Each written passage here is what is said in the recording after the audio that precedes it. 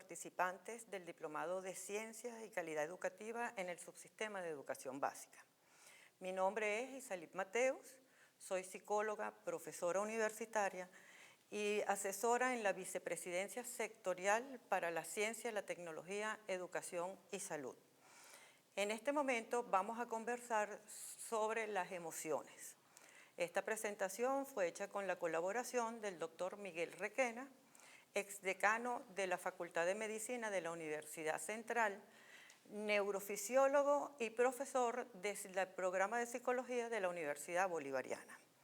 Pero antes de empezar a hablar del tema, yo quisiera expresar la gran admiración y agradecimiento que sentimos por todas esas personas, docentes, maestros, maestras, profesores, profesoras, madres, padres, integrantes de la comunidad educativa que se han abocado durante la pandemia y en este periodo tan difícil de asedio que vive el país a atender a nuestras jóvenes, niños, niñas y adolescentes. Introduciré el tema con aspectos que considero son nociones básicas que debiéramos manejar todos, no solo para conocer, identificar y lograr manejar satisfactoriamente nuestras emociones, sino poder trabajarlas y orientar a nuestras estudiantes y nuestros estudiantes, ¿no? En ese sentido, vamos a trabajar los aspectos fundamentales de los mecanismos neurofisiológicos que modulan y hacen que se manifieste en nuestra integridad biopsicosocial lo que nosotros denominamos emociones o sentimientos. Por ello es importante identificar lo que se considera la integridad biopsicosocial. En la lámina 1 vemos a la persona, al ser humano, en un cuerpo más o menos bien hecho, armónico y funcional, que se desarrolla y desenvuelve gracias a los cuidados, y esto es fundamental, a los cuidados de las otras y los otros, en un ambiente cultural, económico y social que además de aportar el sostén de ese cuerpo biológico, aporta los nutrientes fundamentales para convertirnos en los seres únicos que somos a través de nuestras percepciones, sensaciones y cogniciones. Es decir, nosotros como seres humanos, a lo largo de nuestra vida, como se ve en la lámina, expresamos, de acuerdo a nuestra edad, psicológicamente, toda esa carga biológica, sociales, económicas y culturales.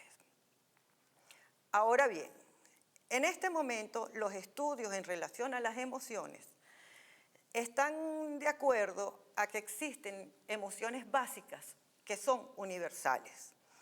También se conocen en algunas clasificaciones como emociones sencillas o primarias. Estas emociones tienen unas características particulares.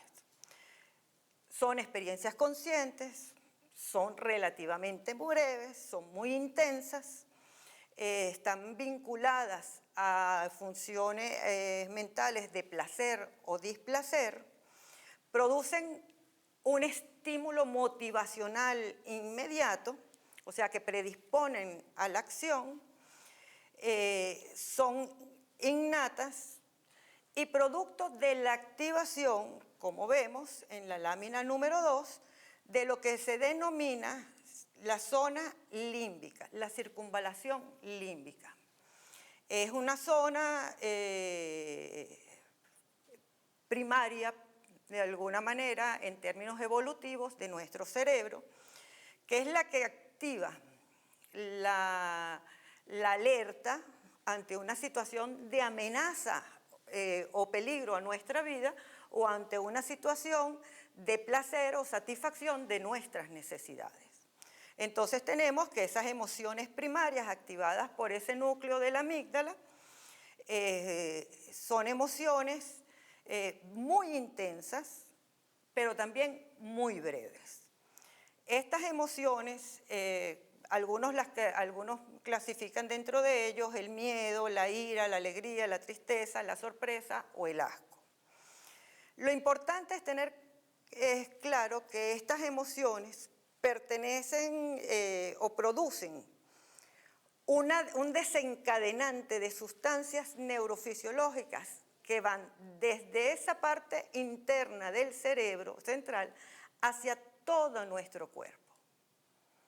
Luego de esas emociones básicas o primarias tenemos lo que se llaman las emociones secundarias. Esas emociones secundarias parten de las emociones básicas cuando somos capaces de identificarlas, de asociar unas con otras, de darles un contexto y de darles un sentido o un significado.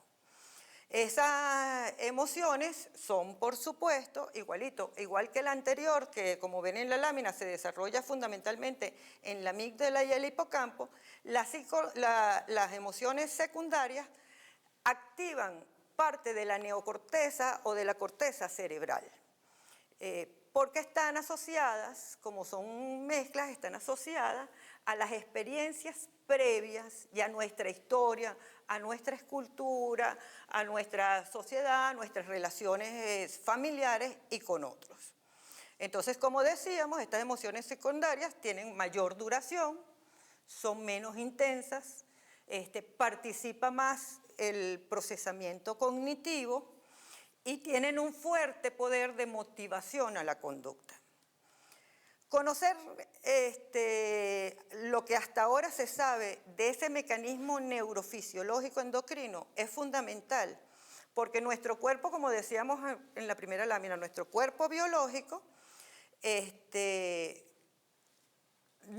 actúa y reacciona ante determinadas situaciones en la vida diaria que conocer esa información nos permite entonces nosotros controlar el cuerpo. ¿A qué me refiero? Bueno, un día estamos nerviosos, estamos preocupados por algo, tenemos que ir a una entrevista de trabajo o reunirnos con los representantes y estamos un poco nerviosos y preocupados, ansiosos porque no estamos acostumbrados a enfrentarnos a los representantes de esa manera. Y el cuerpo entonces empieza todo ese proceso neurofisiológico vinculado al miedo, neuroendocrino, que hace que el corazón lata más rápido, hace que los músculos estén más tensos y preparados, que el estómago se nos medio revuelva, que respiremos más profundamente, ¿no? Entonces, más rápidamente. Y eso lo que hace es retroalimentar esa sensación de nervio o dificultad que enfrentamos ante una situación determinada a la que tenemos que hacer día a día frente. Entonces, en términos neurofisiológicos, es importante conocer que todos esos mecanismos, tanto placenteros como displacenteros, tienen manifestaciones funcionales en diferentes partes del cuerpo. Muchas veces sentimos el cuerpo agitado, como si estuviéramos nerviosos, pero no hay nada en el contexto que nos haga sentir nerviosos. O sea, no sé, pero me siento nervioso y no sé por qué. Y ahí viene un conjunto de interpretaciones asociadas a nuestra cultura, a nuestro contexto familiar, a nuestras relaciones, que pueden o no ser adecuadas en un momento determinado. Es muy frecuente tener después de una mala noche, un mal sueño, comimos mal, salimos apurados a clase, es normal tener el cuerpo en esas condiciones y de repente, bueno, justificamos esa sensación que tiene el cuerpo por un mecanismo que se activó biológicamente, bueno, y terminamos lamentablemente pagándolo o con el hijo más pequeño o con el marido y lamentablemente muchas veces, bueno, terminamos pagándolo o con un compañero de trabajo o con nuestros propios estudiantes. Por eso es importante reconocer esos aspectos neurofisiológicos que nos afectan en las emociones. Esos procesos suelen modularse y estar interpretados por el entorno social, familiar, económico y cultural. Tanto la noción de peligro como amenaza para el cerebro es exactamente igual, que sea real o imaginario. Es exactamente lo mismo. Tener un perro de esos grandototes, bulldozer, rottweiler, lo que fuera, al frente, gruñéndote, que imaginarlo. Para efectos de nuestro cerebro y de la activación de los mecanismos psicofisiológicos, neurofisiológicos de las emociones, es exactamente lo mismo, tener al perro adelante que imaginar que tenemos al perro adelante. Se produjo la sensación, la emoción. El cerebro recibió tanto el estímulo interno o el estímulo ambiental, ya haya sido interno porque lo pensamos, lo imaginamos, o externo real porque estaba allí presente. Eso de alguna manera hace que nos obliga a tener conciencia de que lo que nosotros percibimos como peligro o amenaza o como elementos que satisfacen nuestras necesidades están condicionados, repito y reitero, porque es algo fundamental que como docentes debemos conocer, están condicionados por nuestro entorno familiar, cultural, social y económico. ¿A través de qué? De las experiencias vividas. Cuando pequeños lloramos y nos pegaban, bueno, obviamente la conducta de llorar tiene otro sentido y genera otro sentimiento distinto al de la tristeza, por ejemplo. ¿Ok? Y esas experiencias no son solo las experiencias familiares, sino también las experiencias, como dije, ya grupales. Y esas experiencias están asociadas también a nuestros prejuicios y a nuestros estereotipos culturales y de nuestro grupo social. Y son tan fuertes, se pueden sentir tan fuertemente esos prejuicios y esos estereotipos como amenaza que llegan a producir miedo a partir de ese odio instaurado socialmente. ¿De qué estamos hablando? Del racismo, del clasismo, de la discriminación. Entonces, culturalmente aprendimos a tenerle miedo al otro distinto, aprendimos a tener odio y vivimos experiencias en las que somos capaces de quemar vivo a otro ser humano igual que nosotros, pero que aprendimos emocionalmente a que esa persona era una amenaza para nosotros. Y esto es importante conocerlo porque en la lámina número 2, si ustedes ven el núcleo o el sistema límbico, que es un sistema básico en términos evolutivos, es tan fuerte en la producción y en la reacción que nubla todo lo que tiene que ver con el procesamiento de la información. Y es ahí cuando en estas situaciones extremas, ese tipo de situaciones extremas, hacen que nos comportemos de manera irracional. Ese es el mismo mecanismo que funciona cuando reenviamos automáticamente mensajes alarmantes, amarillistas, falsos a todas luces, porque esa emoción básica que nos despierta ese mensaje hace que actuemos sin reflexionar y sin pensar.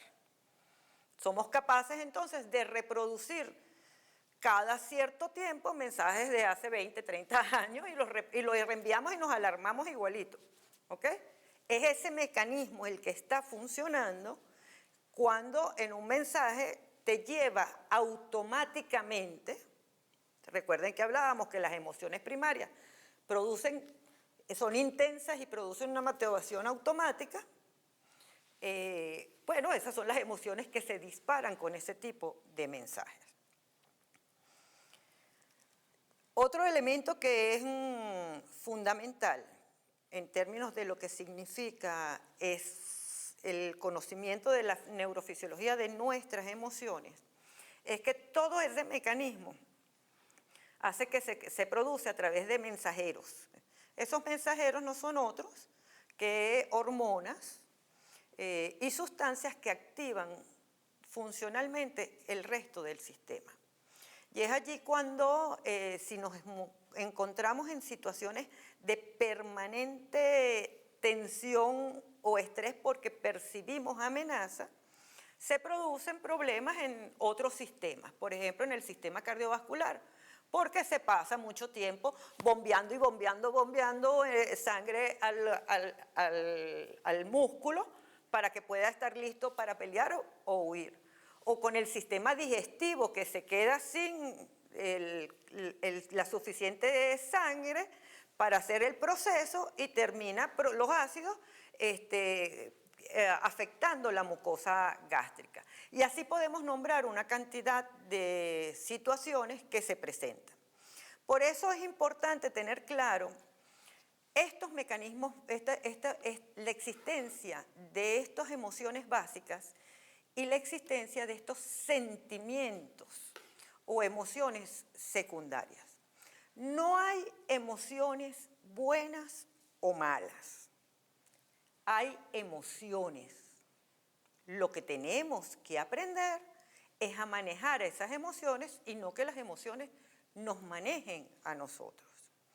El primer aspecto de conocer ese proceso, esas emociones, es conocer cómo nuestro cuerpo, cómo afectan a nuestro cuerpo.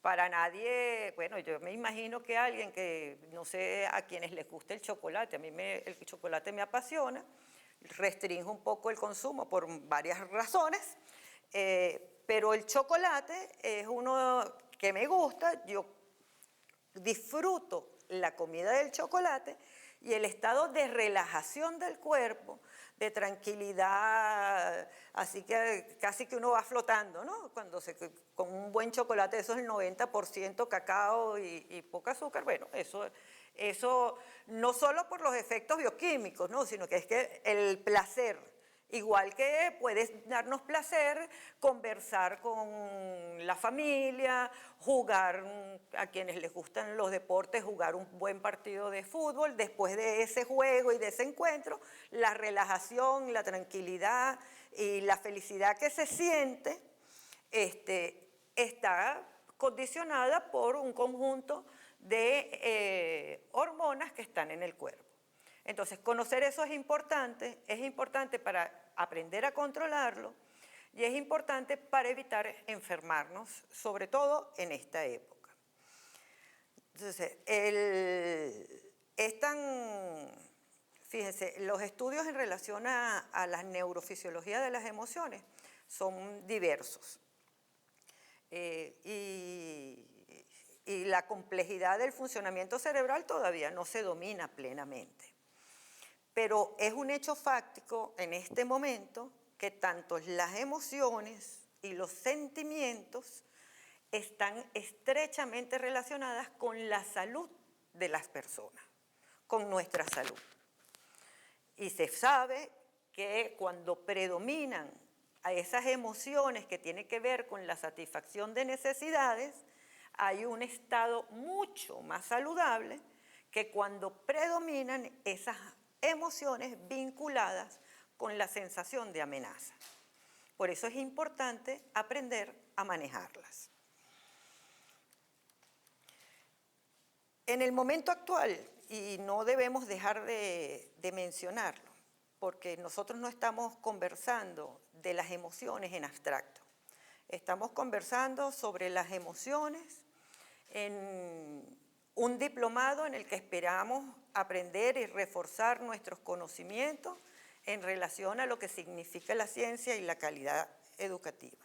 Sin embargo, este proceso se está dando en un momento histórico que no es cualquier momento histórico. Es un momento que podemos caracterizar como de profundos conflictos a todo nivel, conflictos a nivel geopolítico, conflictos a nivel político, conflictos a nivel económico, conflictos familiares, una cantidad de elementos de conflictos que están allí. Estamos hablando de un momento histórico en el que hay una confusión enorme en cuanto a los referentes. Una confusión sustentada y promovida por las redes sociales. Y cuando hablamos de referentes, nos hablamos de las figuras paternas, por ejemplo, versus la cantidad de influencers en YouTube, TikTok, etcétera, etcétera, etcétera, ¿no? Las mujeres igualito. ¿Cuál es el referente? Y entonces estamos viendo una variedad y una profusión de elementos que confunden a la persona. Entre otros elementos que caracterizan nuestra situación actual está la incertidumbre permanente que vivimos, sobre todo por la pandemia. Y bueno, y en nuestro contexto particular por las condiciones de asedio en las que estamos sometidos. Esa incertidumbre, esa inseguridad del día a día y de la cotidianidad, a nivel mundial en este momento se está estudiando con la mal llamada patologías mentales, alteraciones de la salud mental. Pero como vimos en la charla de la doctora Rosy Carmata y Ovilia Suárez, entendemos que esas son reacciones normales, naturales y muchas veces hasta sanas ante la situación que hemos estado viviendo. Otro elemento que es importante mencionar en relación a esto de las emociones, para tener conciencia de lo que sentimos como amenaza o lo que sentimos como satisfacción de necesidades, tiene que ver con los medios de comunicación y las redes sociales. El ser feliz en este momento es lo que priva. Hay que ser feliz, tenemos que ser felices, es como la negación de que existen todas las emociones, de que existe la tristeza, existe la rabia. O sea, no es ir por allí llorando todo el tiempo, no es pero bueno, es reconocer que nosotros también tenemos esas emociones y eso no significa que seamos personas tóxicas. Ese es un concepto y esa es una idea extremadamente individualista que nos niega lo esencial que como seres humanos tenemos todos, que consiste en que tenemos ese abanico de sentimientos y que solo vinculados con los otros y relacionados con los otros, somos capaces de interpretarlos, darle nombre, darle contexto, darle significado y aprender a manejarlo. Por eso vamos a plantear dos situaciones que proponemos como tarea para los grupos que están haciendo este diplomado. Nosotros consideramos que el esfuerzo que se ha hecho a nivel de los docentes, las docentes, los maestros, las maestras, las profesoras, los profesores, por seguir atendiendo a nuestros niños durante el confinamiento y ahorita, después de la pandemia, ha sido un esfuerzo tan importante en términos humanos, tan enriquecedor en términos de aprendizaje y tan innovador en términos de generación de conocimientos que proponemos en este ámbito de las emociones trabajar en grupo, que se intercambie y se documente en equipo todas las situaciones vividas, los sentimientos que predominaron y cómo hicimos cada uno de nosotros en colectivo para gestionar esos sentimientos, para manejarlos. Pónganse un primer ejemplo, la situación tan terrible que vivimos cuando el confinamiento, cuando la pandemia de COVID. ¿Cuántos de nosotros no perdimos seres queridos y no pudimos despedirlos como estábamos acostumbrados a despedirlos? No pudimos hacerle un velorio. No pudimos comunicarnos con otro y abrazarnos con el otro para decirle que se nos fue nuestro ser querido.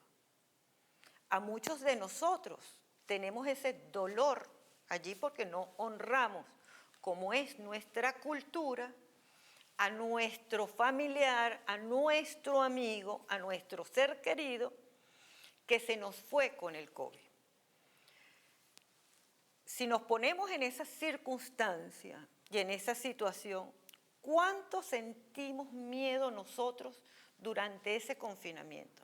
¿Cuántos todavía estamos sintiendo temor a la enfermedad y a la muerte? ¿Cómo estamos gestionando eso? ¿O es que estamos permanentemente,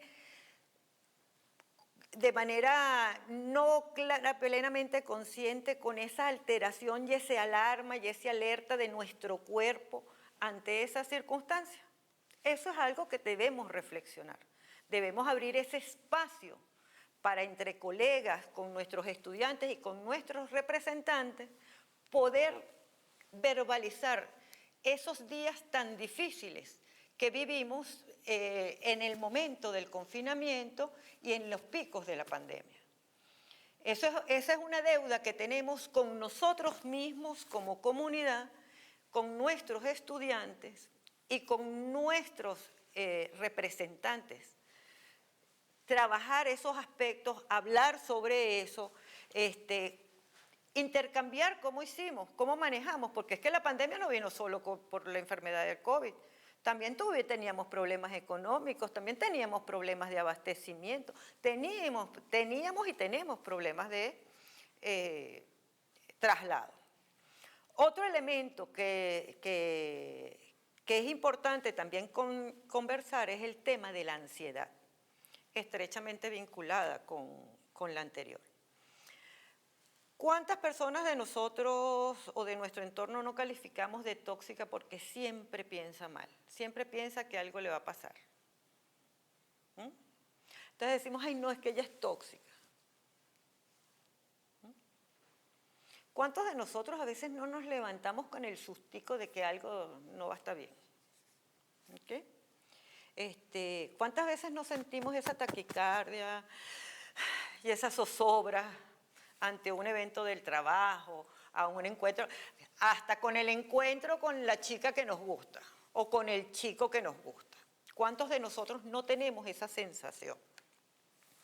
Pues bien, neurofisiológicamente la ansiedad se vive como miedo. Ese sustico se vive como miedo en términos neurofisiológicos.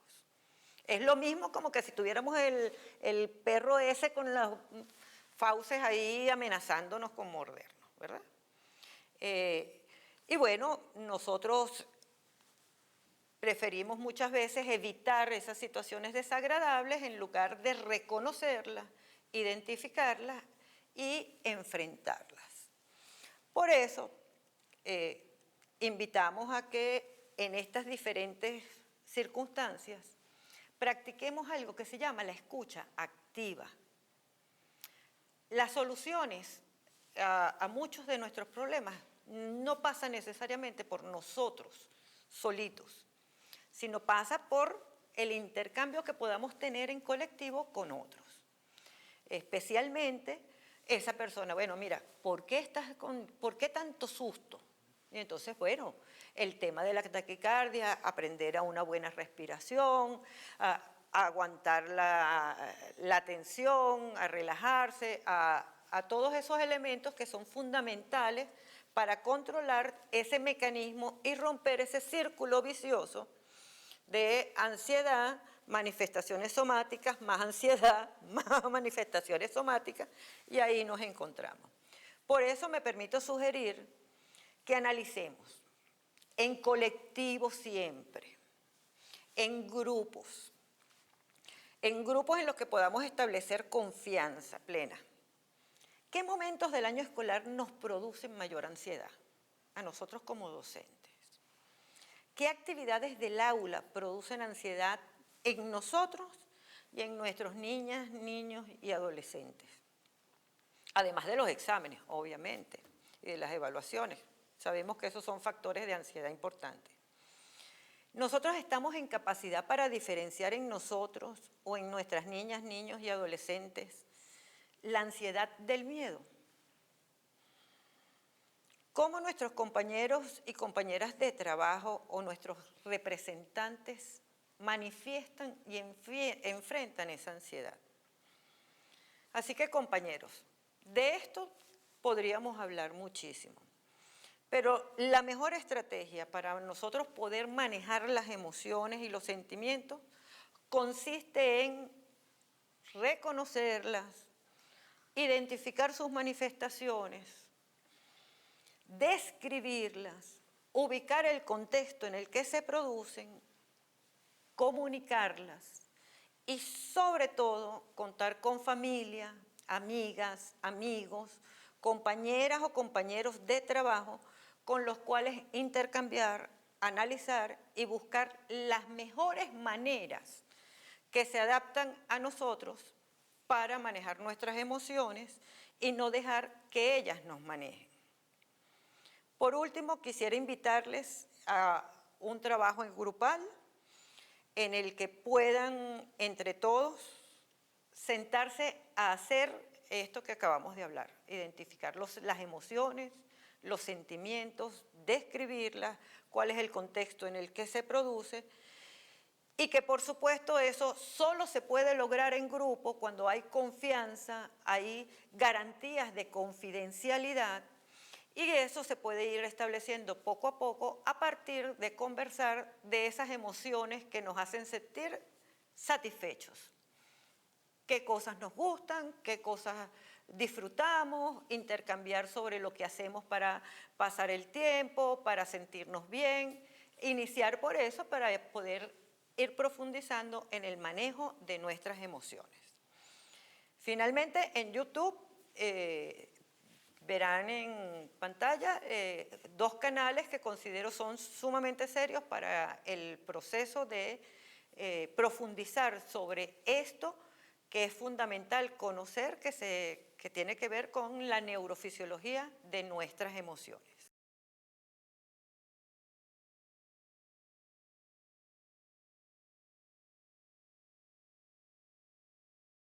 Muy bien, ahora conversemos acerca del manejo de esas emociones en nuestra aula de clase.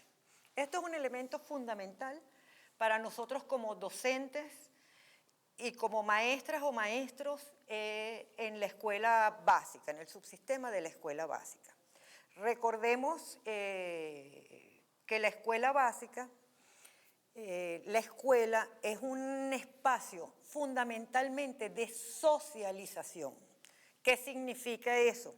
Que en la escuela nosotros aprendemos las normas adecuadas para comportarnos y relacionarnos con otros. Por lo tanto, tanto para las niñas como los niños y los adolescentes, la escuela es tan o más importante que ir a aprender. Muchos de nosotros que tenemos experiencia en la docencia sabemos que más de un estudiante nos dice, profe, es que yo vengo aquí a hacer amigos. No vengo a aprender matemática, ¿no? Incluso en esta época es más profunda esa diferencia, porque nos dicen, tengo YouTube que me enseña a sacar las fracciones, yo quiero es hacer amigos y jugar con mis amigos. Eso es algo que tenemos unas cuantas generaciones viviendo. Vamos a conversar de las experiencias que se tienen en términos del papel del docente en el aula de clase.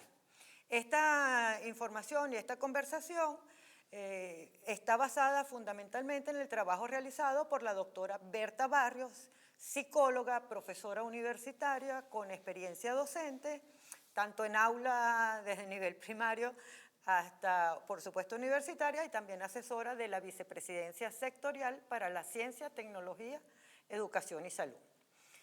Hay un elemento que es fundamental en la escuela y es que nosotros como docentes somos un modelo, somos uno de esos referentes de los que comenté antes, pero además un referente muy significativo para nuestros niñas, niños y adolescentes. Dentro del aula uno suele manejar, es normal que se manejen conflictos, se afronten conflictos, situaciones cotidianas, momentos de mucho aburrimiento, momentos en que es difícil levantar el interés de los estudiantes. Y todo lo que nosotros hagamos, digamos, la forma como lo hacemos está enseñándole a nuestros niñas, niños y adolescentes. En ese sentido, cualquier comentario, cualquier displicencia, yo quiero que todos nos pongamos en la situación, que no es nada rara, de haber explicado 3 o 4 veces una tarea sencilla como rellenar, y tenemos a un niño que es muy inquieto, que es muy curioso, que conversa muchísimo, que estamos cansados, todavía no nos estamos por cobrar y no nos han cobrado, tenemos la nevera vacía. Todos esos elementos están allí, en nuestra aula. Más lo que significa todo eso que habíamos hablado anteriormente del cuerpo, de la tensión muscular, del estómago ya casi para una úlcera, de la taquicardia permanente, y el niño llega a preguntar nuevamente qué es lo que tengo que hacer. Muchas veces nuestra expresión, otra vez tú, fulanito. Eso no es tanto el otra vez tú, porque yo puedo decirle, otra vez tú, es distinto a otra vez tú, fulanito. Eso es una carga, eso tiene que ver con la comunicación no verbal que nosotros tenemos, que nosotros modelamos y que nosotros enseñamos a nuestros estudiantes. Está plenamente demostrado que todas esas emociones y todos esos mecanismos emocionales facilitan o dificultan el aprendizaje.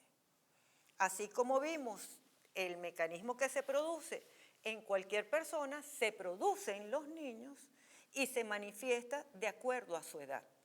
Por eso es fundamental que el docente conozca qué es lo esperado o qué es lo no esperado a determinada edad en términos de su comportamiento emocional y la socialización de los niños.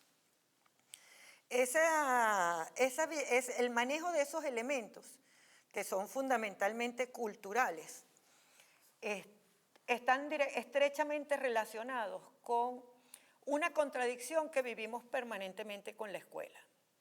Y es que los hábitos, costumbres y formas de relación de las familias no necesariamente conjugan o comulgan con los hábitos y formas de relación en la escuela.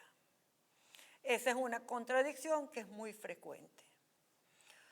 Si estamos en una escuela más o menos liberal y tenemos hijos de familias altamente conservadoras, dogmáticas, rígidas, hiperdisciplinadas, bueno, ahí tendremos un choque.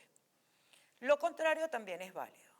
Por eso es importante el conocer y manejar lo que significan esos estilos y formas de relación en la familia de nuestros estudiantes.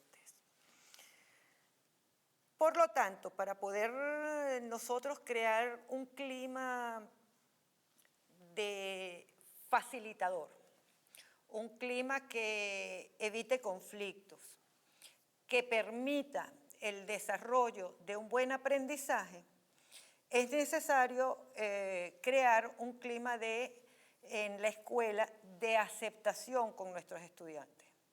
Aceptación no significa que pueden hacer lo que les da la gana. Aceptación significa que pueden manifestar de forma adecuada los sentimientos, y nosotros como adultos que ya identificamos los nuestros y sabemos en qué etapa de desarrollo está, podemos orientar al niño en cómo manifestar adecuadamente esa sensación, esa emoción que está sintiendo. Uno de los elementos que son fundamentales para atender las emociones del niño y que es principal en el manejo del ambiente favorecedor del aprendizaje en el aula, tiene que ver con 3 aspectos. El primero, la empatía. El segundo, aceptar las emociones que expresan los estudiantes. que ahora le daremos profundidad a eso. Y tercero, la comunicación, una comunicación clara. Vamos a empezar con la empatía. La empatía no es solo aceptar el punto de vista del otro o del diferente. Es eso, pero es más que eso. La empatía es ser capaz de ponerte en el puesto del otro, interpretar lo que siente, conociendo sus antecedentes, su historia, y siendo receptivo con tranquilidad en esa escucha activa a su necesidad, a su manifestación de temor, a su manifestación de miedo. En situaciones de mucha intensidad emocional, el docente debe mostrar empatía. O sea, hay un ejercicio que es fundamental para esto. Recordemos cuando nosotros estábamos allí en ese puesto del niño o la niña o el adolescente. Pongámonos en esa situación. Y llegaba el maestro y decía, saquen la hoja, pruebas rápidas. Ahorita eso no existe, estamos claros, pero recordemos muchos de nosotros una circunstancia como esa. O cuando te pedían traer una cartulina o algún elemento a la escuela y tú sabías que en tu familia la situación económica no permitía, no tenías cómo atreverte a decirle a tu representante, a tu mamá, a tu papá, tengo que llevar una plastidedos, no, porque sabías que la situación económica en la casa era delicada. Entonces, pongámonos, seamos como docentes capaces de ponernos y de entender el punto de vista del niño en todas las diferentes circunstancias. En este momento en el que el docente tiene que competir con las redes sociales, con mecanismos automáticos rápidos de satisfacción a los estudiantes, con una cantidad de elementos visuales, gráficos, mucho más entretenidos.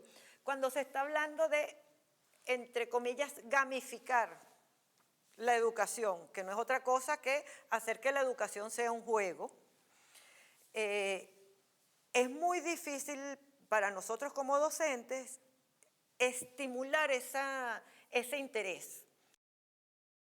Por eso es importante comprender la emoción del otro. Al niño hay que tranquilizarlo en una situación de conflicto y luego de tranquilizado tanto el niño como nosotros mismos y el aula de clase, conversar sobre ello. La empatía es crucial para mantener abiertas las vías de comunicación. La aceptación empática de sentimientos intensos que pueden presentar nuestros niños, como el miedo, la ansiedad, la rabia, la frustración, brinda alivio emocional, evita la represión o la prohibición de su expresión.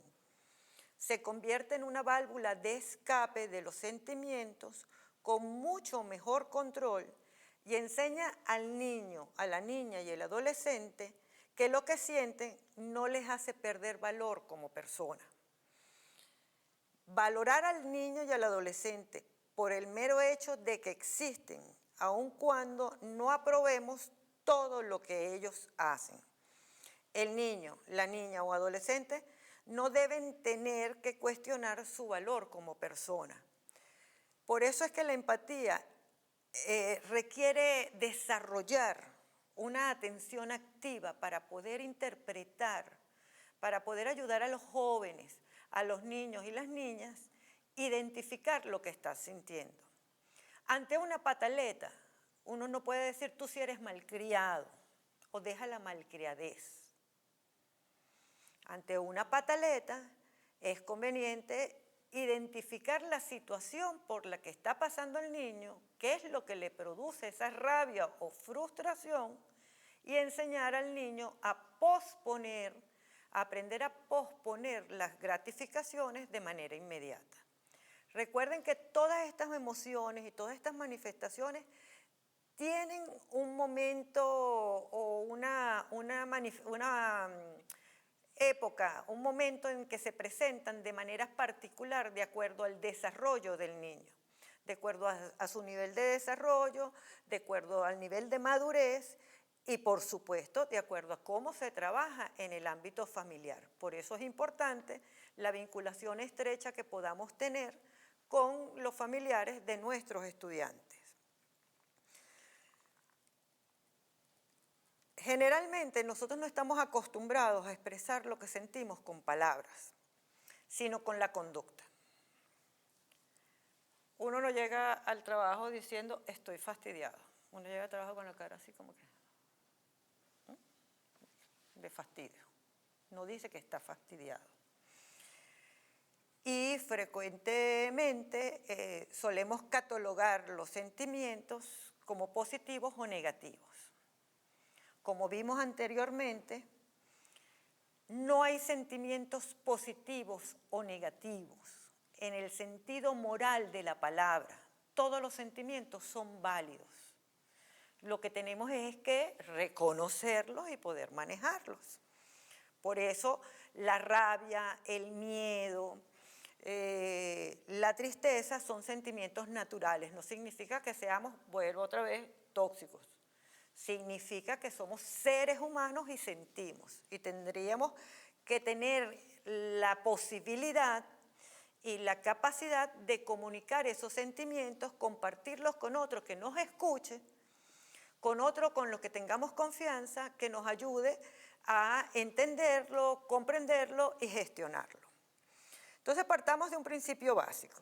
Los sentimientos existen y todos son válidos porque todos son profundamente humanos. Como seres humanos tenemos la capacidad de regular lo que sentimos. Una parte importante de la aceptación de las emociones consiste en dejar de lado el categorizarlas en buenas o malas. Aceptar nuestros sentimientos sin darle categoría, sin rechazarlo. Recuerden la idea que conversamos de la época que estamos viviendo donde todos tenemos que ser felices y casi que nos obligan a rechazar cualquier sentimiento que vaya en contra de esa pretendida felicidad. Y se está hablando ahora de problemas de salud mental post-COVID cuando lo que somos son reacciones naturales a situaciones de profundo estrés sostenido durante mucho tiempo y a un momento actual que percibimos como amenaza. Entonces, no es que son sentimientos, no hay sentimientos malos o buenos, solo hay sentimientos humanos que debemos saber reconocer, procesar y aprender a manifestarlo. Todos los sentimientos son parte de la vida. Lo que sí es que cada uno de nosotros es dueño de sus propias emociones y las puede controlar.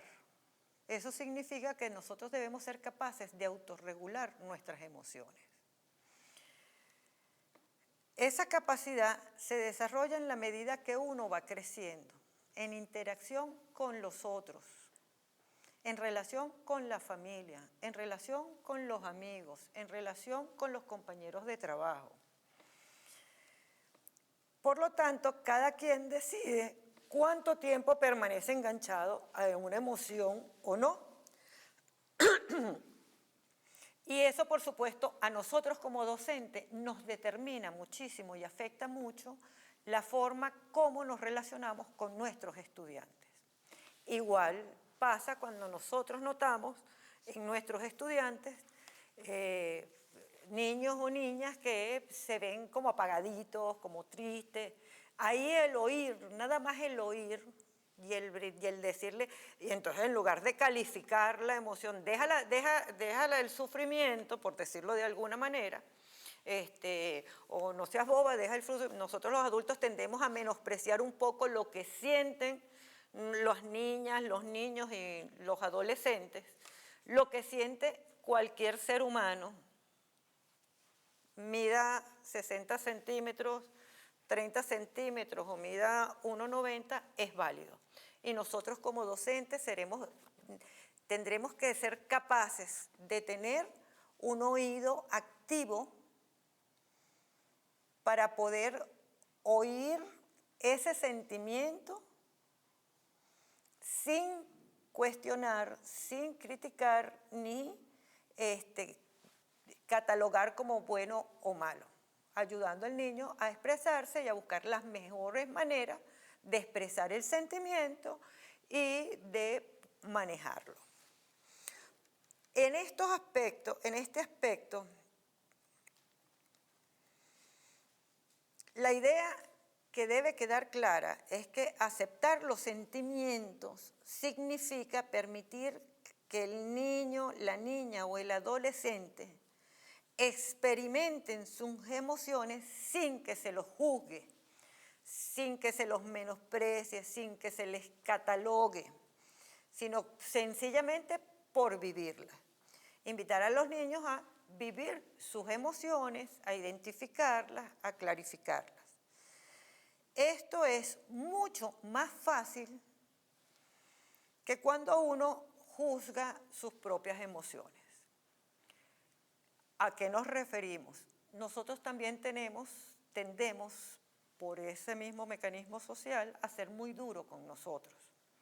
Y nosotros no nos aceptamos tristes, no aceptamos nuestro abatimiento, no aceptamos nuestra angustia, no aceptamos un conjunto de emociones que vivimos diariamente. Bueno, la invitación es a aprender a aceptar nuestras emociones, identificarlas y poder darles el contexto y el sentido para tenerlas en su justo lugar. Entonces, muchas veces la molestia o el enojo en el aula o la pérdida, esa sensación que no puedes controlar a esos muchachos, que ya no sabes cómo hacer para controlar a los estudiantes y las estudiantes, hace que uno diga cosas sin pensarlas. Así como otra vez tú, bueno, cuando uno como docente es consciente de las emociones que tiene y las emociones que siente, es capaz de manejarlas y evita caer en esas situaciones que le hacen daño a nuestros estudiantes. Vamos a poner un ejemplo por supuesto, y disculpen a los matemáticos con clases matemáticas, que es como que muy frecuente esa situación, ¿no? El profesor le dice a los estudiantes, bueno, muchachos, ¿cómo están? Espero que estén bien, vamos a trabajar con X, con potenciación. Siéntense y saquen que vamos a empezar la clase. Pero Ángel no se sienta y sigue parado. El profesor que viene con toda esta carga que estamos comentando, le dice a Ángel, Ángel, es que estás esperando una invitación especial para sentarte. ¿Por qué siempre tienes que ser el último en todo? Y entonces el profesor empieza a explicar el tema y no le presta más atención a Ángel. Esa situación cotidiana que pasa con muchos Ángeles, con muchos José, con muchas Josefinas, con muchas Cristinas, con muchas Carol, o sea, con muchos estudiantes y también con muchos profesores, tiene que ver con un intercambio verbal entre el profesor y el estudiante en el que hay una carga de sarcasmo y además del sarcasmo que dependiendo de la edad podrá o no entenderlo el estudiante, porque el sarcasmo no es un proceso, amerita un procesamiento cognitivo del que no se tiene posibilidades hasta los 15, 16 años. Y entonces, además de expresar la molestia, expresa el sarcasmo, pero termina etiquetando al muchacho como el que es el último en todo. Si es el último en sentarse, seguro, y es el último en todo, seguro va a ser el último en la nota, va a ser el último en terminar los ejercicios, va a ser el último en todo. Así, hay muchos Ángel, Emil, Berusca, José, Cristina, Jensil, en fin, hay muchos estudiantes catalogados y mal gestionada en términos generales la comunicación del sentimiento del docente. Este docente pudo haberle dicho, mira Ángel, me resulta molesto ver que todavía estás de pie, por favor toma asiento.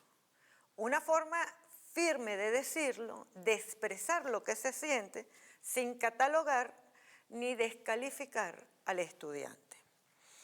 Por lo tanto, describir con palabras lo que pasa, sin alterarse ni enjuiciar, al mismo tiempo que se refleja cómo se puede estar sintiendo, hará que los niños, las niñas y los adolescentes se sientan comprendidos y tengan una mejor disposición a resolver la situación o a colaborar con la solución de los problemas y los conflictos. Con los adolescentes o las adolescentes esto puede resultar un poco más difícil. Recuerden esa etapa, recuerden las características de esa etapa. En particular, si existe la creencia de que con ellos o ellas el docente debe imponer la autoridad absoluta. Y eso generalmente con los docentes no es así. Describir lo que uno está viendo, verbalizar con palabras lo que se está sintiendo y decir lo que se espera que ocurra, sin juzgar la personalidad o a la persona de la niña, el niño o el adolescente, va a impactar en la forma de actuar de ellos. Les va a ayudar a reducir la intensidad de lo que están sintiendo y haciendo y les va a dar una mejor salida a la situación crítica o conflictiva en la que se encuentran. Tomar en cuenta ese momento en que está el estudiante sin juzgar su carácter o su personalidad o antecedentes previos, solo centrándose en el hecho sucedido, es un principio fundamental de una buena interacción y una buena comunicación con el alumno. Por eso, y antes de continuar, es tan importante eso, reconocer cuando el estudiante se suele interpretar como grosería, retrechería del estudiante, que no es que deje de serlo. Pero cuando uno llama al estudiante y le dice, Cristina, ¿por qué tiraste el examen de esa manera? ¿O por qué tiraste el trabajo así? Antes de regañar y decirle, tú siempre tan retrechera que tiras el trabajo y tiras todas las evaluaciones. El darle esa posibilidad, ese pie a la comunicación del sentimiento, es fundamental para una muy buena comunicación entre el docente y el estudiante, pero además para generar un ambiente que facilite el aprendizaje. Por eso es importante separar la conducta de las personas. Todos cometemos errores, tenemos fallas, tenemos faltas, pero no somos esas fallas, esas faltas.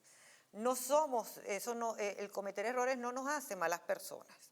No hay niño, niña o adolescente que se comporte siempre de manera aceptable. El niño ideal no existe. O sea, ese que va a hacer siempre caso, va a estar siempre contento, no existe, ¿verdad? Pero a veces nos cuesta un poquito liberarnos de esa costumbre de etiquetar a los demás por lo que hacen. Eres lento, distraído, flojo, malhumorado, etc. Todos esos son juicios muy comunes que se escuchan en el ambiente escolar. Es necesario que como docentes seamos capaces de quitarnos ese hábito de etiquetar a nuestros estudiantes. Que seamos capaces de dejar de juzgar al otro cuando realmente queremos es llamarle la atención o que se fije en un comportamiento específico o en algo particular. En vez de decirle, Ángel, tú sí eres flojo, vamos a decirle, Ángel, quiero que me entregues el trabajo en la fecha acordada. Es completa, fíjense la diferencia que puede transmitir para una persona que se está estructurando el recibir una u otra verbalización. Una vez que somos capaces de darnos cuenta de que etiquetamos a nuestros estudiantes y que etiquetamos a las personas, etiquetamos hasta nuestra misma familia. Una vez que somos capaces de darnos cuenta de que caemos en esa etiquetadera innecesaria y muchas veces descalificadora de las personas, estaremos en capacidad de transformar nuestros juicios, ser mucho más empáticos y tener una comunicación más abierta. Como se señala en la lámina, podemos ver entonces que los niños y adolescentes necesitan que se les guíe, no que se les critique. La crítica implacable no constituye una motivación para que los niños y adolescentes mejoren. Por el contrario, destruye su iniciativa. Por ello, hay que fijarse en los hechos, la conducta. ¿Qué fue lo que pasó en ese momento en el aula? Ser capaz de describirlo y no en la capacidad del niño por haber hecho algo que estuvo bueno o malo. Lo importante es estar en apropiación de lo que ha sido el hecho, de solucionar lo que pasó, de solucionar el conflicto, con una descripción clara de lo que eso significa. Como ejercicio, les propongo pensar en las siguientes maneras de caracterizar la interacción docente-estudiante en nuestro salón de clase, haciéndose las siguientes preguntas. ¿Cuál es el ambiente que predomina en mi aula de clase? ¿El autoritarismo o la participación? ¿La ironía o la dignidad? ¿El rechazo o la aceptación? ¿El maltrato verbal o el respeto? Pueden reflexionar sobre estas características valorando cada una en una escala del 1 al 10, para tener una idea sincera, honesta, de cómo es el ambiente afectivo en el aula de clase y cuánto necesita mejorarse. La claridad de la comunicación entre docentes y estudiantes es vital y la batuta de la buena comunicación debe estar siempre de mano del docente. No esperemos que nuestros estudiantes se comuniquen clara y directamente con nosotros si nosotros no lo hacemos con ellos. Cada maestro, maestra, profesor, profesora debería estar consciente de las actitudes que enajenan, de las palabras que insultan, de los actos que lastiman, de las frases que reprueban. Solo así se puede mejorar la forma de la comunicación con los demás y especialmente con los estudiantes. Sean de la edad que sean, la comunicación con un niño de 5 o 6 años de la educación básica tiene que ser igual de clara, de precisa, como con los adolescentes de 4º o 5º año de bachillerato, ¿no? Conocer estrategias para abordar una actividad o problema en clase no es suficiente, o una metodología o un método para enseñar.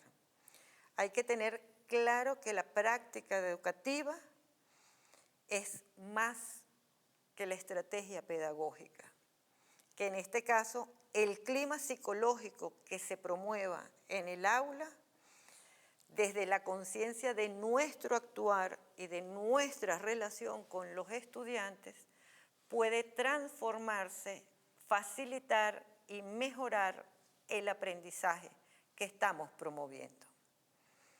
Para finalizar, les invito a leer el material denominado Comunicación Congruente, cuyo autor es Hein Ginot.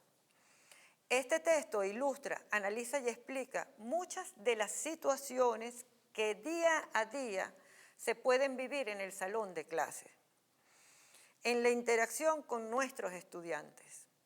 Al realizar la lectura, traten de ubicar su propia realidad. Es necesaria una práctica autorreflexiva de cómo nos comportamos como docentes, cómo nos sentimos como docentes.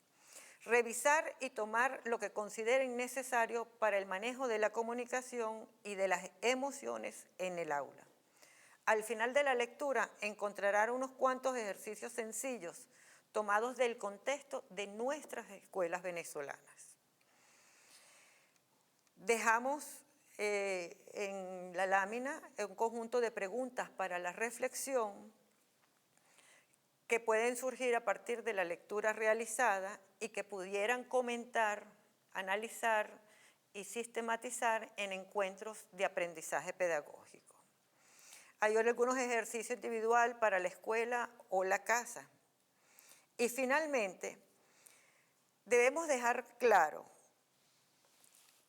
que a partir de este proceso del que hemos conversado, de las emociones, la importancia de reflexionar sobre primero las nuestras y luego la de nuestros estudiantes. Manejar las emociones dentro de la escuela debe ser útil siempre y cuando seamos capaces de tomar conciencia y compromiso con nosotros mismos para mejorar nuestra práctica educativa. Muchas gracias.